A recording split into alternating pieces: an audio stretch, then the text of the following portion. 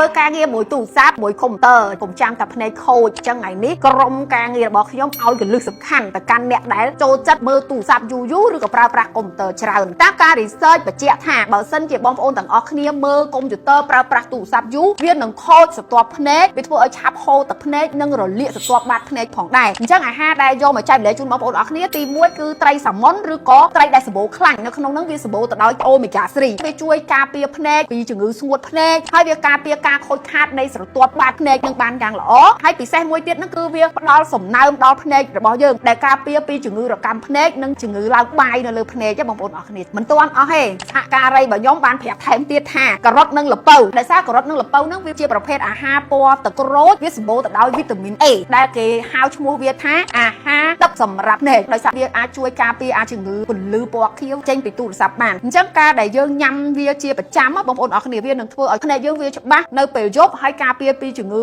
ឡើងបាយបានយ៉ាងពូកែចំណុចចុងក្រោយដែលគាត់ផ្ដាំខ្ញុំថាកុំឲ្យភ្លេចនិយាយនោះតាក់ទងជាមួយនឹងសុទ្ធដោយសារតែសុទ្ធវាមានអាពណ៌លឿងចេញពីសុទ្ធហ្នឹងហើយពណ៌លឿងទាំងអស់ហ្នឹងវាមានតួនាទីនៅក្នុងការពារអា blue light ដែលខ្ញុំនិយាយមិញដូចគ្នាដូចជាបន្លែពណ៌ទឹកក្រូចដែរអញ្ចឹងការញ៉ាំសុទ្ធរាល់ព្រឹកវាប្រៀបដូចជាយើងមានវ៉ែនតាការពារពីខាងក្នុងកាន់តែញ៉ាំវាធ្វើឲ្យភ្នែកយើងមាន protection ដូចពាក់វ៉ែនតាឲ្យវាអញ្ចឹងវាអត់ងាយខូចទេពេលដែលយើងមើលទូរស័ព្ទមើលកុំព្យូទ័រអីយូរហ្នឹងអញ្ចឹងក្នុងវីដេអូនេះមិនមែននិយាយហើយគាត់ផ្ញើឲ្យខ្ញុំហើយដោយសារបទពិសោធន៍គាត់ប្រើទៅវាចុកភ្នែកពេកពេលដែលគាត់កាត់វីដេអូមើលកាមេរ៉ាមើលទូរស័ព្ទកុំព្យូទ័រអីហ្នឹងប៉ុន្តែគាត់មិនលើកទឹកចិត្តឲ្យបងប្អូនទាំងអស់គ្នាអង្គុយរហូតជាមួយនឹងទូរស័ព្ទកុំព្យូទ័រដែលយើងអត់បានធ្វើសាច់បំភ្នែកអញ្ចឹងបងប្អូនគួរតែកលេចភ្នែកទៅមើលអីផ្សេងចេញពីអេក្រង់និង blue light នឹងខ្លះបើមិនអញ្ចឹងទេវាប៉ះខ្លាំងមែនទែនទៅលើកញ្ចក់ភ្នែកទោះជាយើងញ៉ាំអាហារល្អយើងបានការពារក៏វាមានផលប៉ះពាល់ខ្លាំងដែរអញ្ចឹងវីដេអូនេះជូនពិសេសមិនមែនត្រឹមខ្ញុំអ្នកជូនទេណាគឺក្រុមការងារសហការីខ្ញុំបងប្អូនស្រីធារីអ្នករៀបចំអានឹងជូនបងប្អូនទាំងអស់គ្នាដោយសារវាជាបទពិសោធន៍របស់គាត់ផងហើយវាជាបញ្ហាដែលគាត់យល់ថាបងប្អូនអាចនឹងមានស្រដៀងគាត់ដែរអូខេ